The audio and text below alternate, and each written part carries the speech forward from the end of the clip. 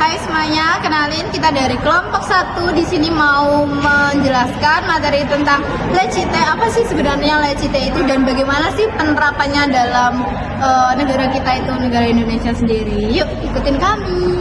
Sebelum itu, perkenalkan anggota kelompok kami ya. Halo guys.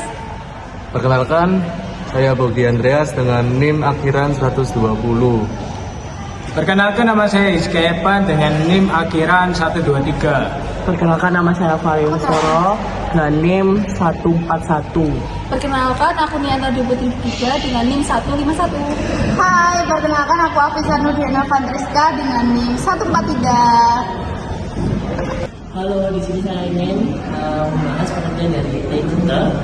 LCT adalah prinsip sekularisme versi Prancis yang memisahkan urusan negara dan agama secara ketat.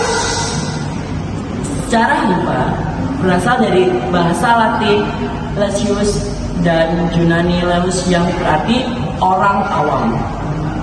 Konsep ini menekankan netralitas negara terhadap agama dan menjamin kebebasan setiap individu untuk berkeyakinan, termasuk tidak beragama. LCT berbeda dengan sekularisme yang diterapkan di negara lain karena berfokus pada penghilangan simbol dan ekspresi keagamaan di ruang publik. Makna utama LCT memisahkan mutlak agama dan negara. Negara tidak boleh memiliki agama resmi dan tidak memberikan dukungan atau dana kepada organisasi keagamaan. Materi selanjutnya akan dibacakan oleh rekan saya selanjutnya. Jadi di sini saya akan melanjutkan yang disampaikan oleh rekan saya. Saya di sini kebagian untuk menjelaskan tentang netralitas negara.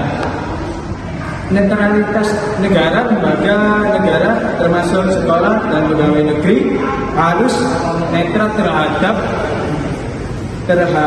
semua agama. Kebebasan berkeyakinan, warga negara bebas untuk memeluk atau tidak memeluk agama dan negara melindungi hak tersebut. Sekian dari saya, akan dilanjutkan oleh partner saya. Terima kasih. Di sini saya akan menjelaskan mengenai penghilangan simbol agama dari ruang publik. Ekspresi atau simbol keagamaan yang mencolok di lembaga-lembaga politik seperti sekolah dilarang karena untuk menjaga netralitas dan kesetaraan. LCT menerapkan di Indonesia konsep LCT tidak sesuai dengan dasar ideologi dan juga konstitusi di Indonesia. Berikut perbedaannya.